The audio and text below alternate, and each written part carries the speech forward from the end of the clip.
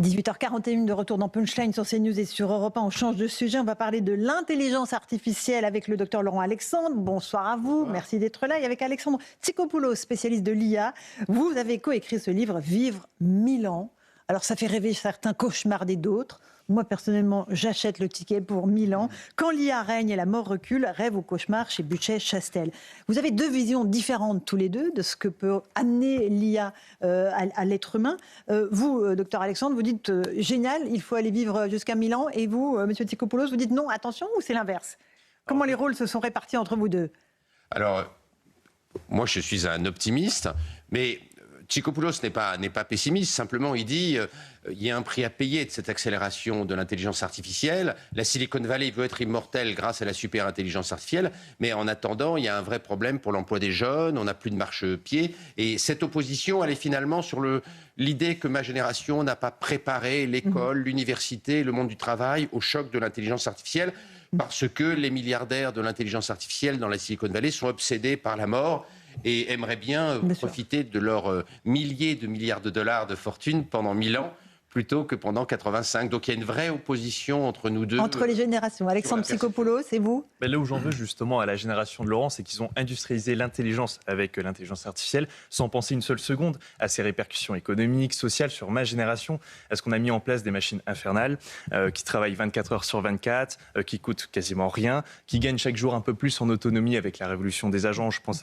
notamment à OpenClaw, et ça a des répercussions directes sur ma génération. Ce que fait le mieux l'IA, c'est s'attaquer aux tâches d'entrée de gamme, celles qui nous permettaient d'apprendre un métier, de monter, de gagner en expertise. Et du coup, la question se pose, comment devenir senior quand on ne peut plus être junior aujourd'hui? Vous avez quel âge, Alexandre? J'ai 25 ans. 25 ans. Vous êtes déjà sur le marché du travail? Je suis en train de rentrer dedans depuis à peu près 2 ans. Et donc là, c'est vertigineux. Vous vous dites, mais en fait, les machines vont tout faire à notre place. Les robots vont faire l'essentiel du travail pénible. Et nous, quelle place on a dans ce monde-là? C'est ça que vous vous dites exactement? Exactement, parce qu'on le voit déjà aux États-Unis. Il y a une étude de Stanford qui est sortie en août 2025 qui montre qu'il y a un recul de l'emploi chez les jeunes, donc des 18-25 ans, de 13%, ce qui est totalement inédit. Parce qu'en fait, pour la première fois, on a une révolution technologique qui ne bénéficie pas aux plus jeunes, mais qui au contraire les désavantage, voire les remplace. Incroyable. Docteur Laurent Alexandre. C'est le grand basculement de notre époque. Jusqu'à présent, les jeunes tuaient les vieux et prenaient leur place virtuellement. Sur le marché du travail. Virtuellement, bien sûr. Et donc, les vieillards, ma génération partait, et puis elle était remplacée par les jeunes. Et aujourd'hui, les jeunes sont remplacés par l'IA et demain par les robots humanoïdes intelligents. C'est la première fois que les jeunes, à peine rentrés sur le marché du travail, sont bousculés. Alors que d'habitude, jusqu'à maintenant, c'est eux qui bousculaient les vieux. Et il y a beaucoup d'agressivité, vous dites, de la part des jeunes. Il y a des attentats qui sont même faits contre Sam Altman, c'est ça, docteur Alexandre, aux États-Unis? La même semaine, il y a eu 2 tentatives d'assassinat contre Sam Altman, le créateur de ChatGPT. Il y a eu des tentatives d'assassinat contre les gens qui donnaient les autorisations pour ouvrir les data centers où sont produits les intelligences artificielles. Les sondages montrent qu'il y a une augmentation très très forte de l'agressivité des jeunes vis-à-vis de l'intelligence artificielle, de mois en mois. Et puis, une étude internationale a montré qu'en Occident, 44% des jeunes de la génération d'Alexandre Tsikopoulos sabotent l'intelligence artificielle dans les entreprises, tellement les jeunes ont peur d'être remplacés par l'IA. Ils bloquent les IA, ils les dérèglent, ils les abîment pour montrer à leurs patrons, à leurs supérieurs, à leurs managers que l'IA n'est pas bonne, de manière à ce que cela retarde leur remplacement par l'intelligence artificielle. Donc on a un vrai mouvement politique.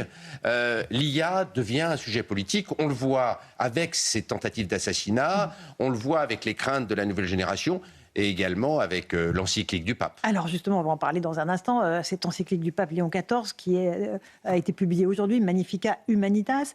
Il parle vraiment de cette intelligence artificielle. Il a une acuité, je trouve, sur le sujet que n'ont pas la plupart des gens qui nous dirigent. On fait juste le point sur ce qu'il a dit dans cette encyclique avec Félix Pérolas, et je vous repasse la parole parce que c'est passionnant. Signe d'un thème très cher à Léon XIV, c'est la première fois qu'un souverain pontife présente lui-même sa lettre encyclique. Devant de hauts responsables du Saint-Siège et d'experts de l'intelligence artificielle, il a présenté sa première lettre encyclique, intitulée Magnificat Humanitas.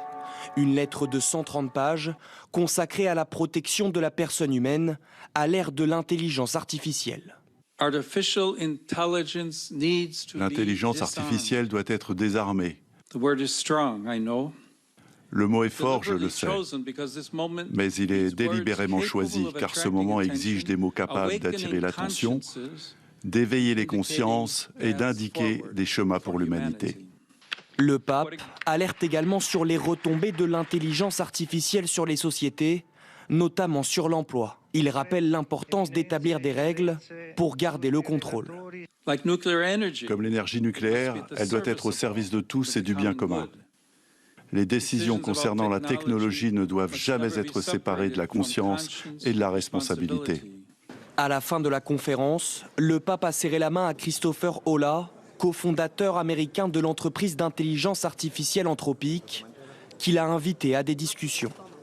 Alexandre Tsikopoulos, vous avez écrit avec Laurent Alexandre, Dr Alexandre, Vivre 1000 ans. Comment vous entendez ce que dit le pape? Désarmer l'intelligence artificielle pour l'empêcher de dominer l'humain. Alors effectivement, j'ai eu le temps de feuilleter un peu ce rapport.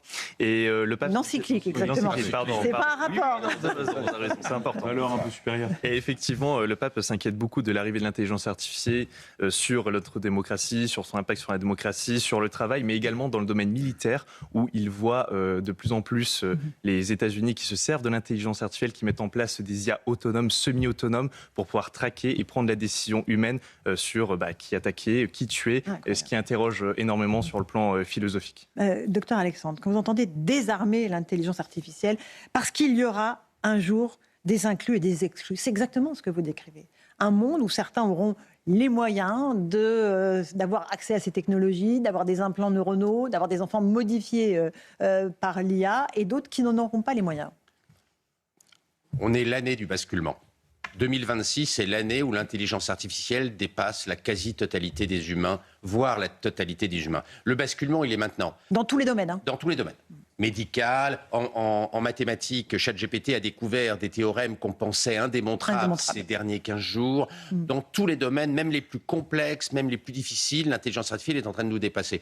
Le patron du célèbre hedge fund Citadel a donné une interview. Il a dit « Je suis rentré chez moi vendredi dernier, c'était la semaine dernière, j'étais démoralisé. » Écœuré. Ce que mes spécialistes, mes docteurs en finance et mes docteurs en mathématiques font en plusieurs mois, l'intelligence artificielle le fait d'un claquement de doigts.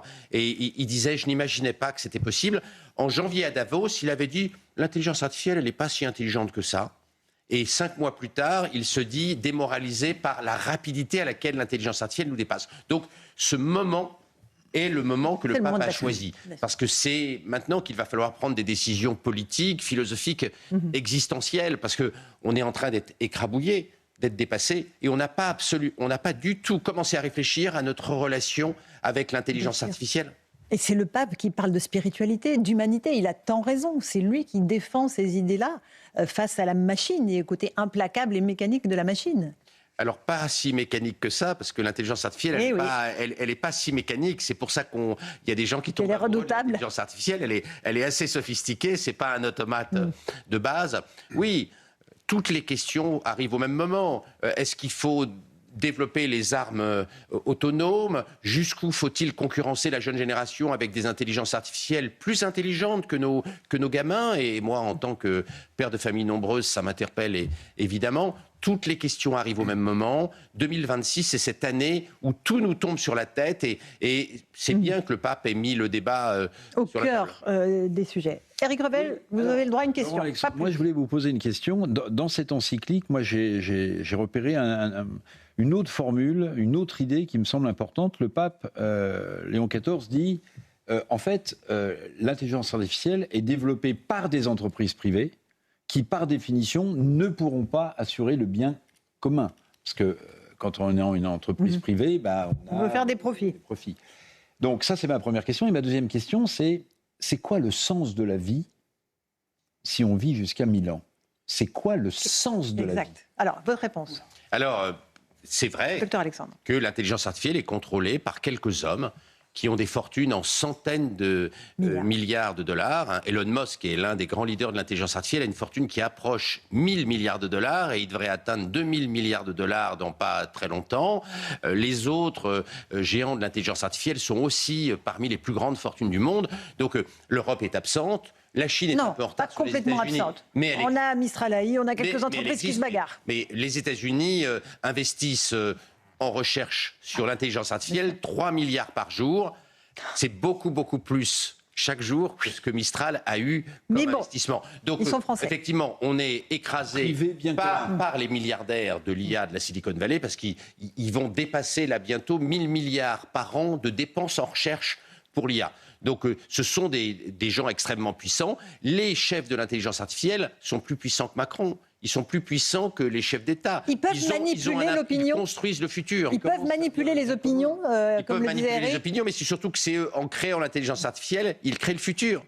Et y compris dans le domaine biologique, parce que beaucoup des milliardaires de l'IA investissent aussi dans la lutte contre le vieillissement, dans les biotechnologies, dans la génétique, et on voit que dans toutes les technologies du futur, les gens qui contrôlent l'intelligence artificielle sont très puissants. En robotique, bien sûr, dans l'espace avec Elon Musk, mais aussi avec les fusées de Jeff Bezos, le fondateur d'Amazon. Donc dans l'ensemble des technologies du 21e siècle, les technologies du cerveau, les fusées, etc., les gens qui contrôlent l'intelligence artificielle ont des positions extrêmement fortes. Donc on a une concentration du pouvoir technologique financier. Serviront-ils le bien commun? C'est la question. Bon, écoutez, ça nous ne le savons pas, mais il y a des gens comme le patron d'Anthropic, Claude, le grand concurrent de ChatGPT, qui a écrit des textes sur ce que l'intelligence artificielle devait faire pour sauvegarder la dignité humaine. Bon, c'est pour ça que l'un de ses collaborateurs travaille avec le pape et a été montré dans le reportage. Exactement.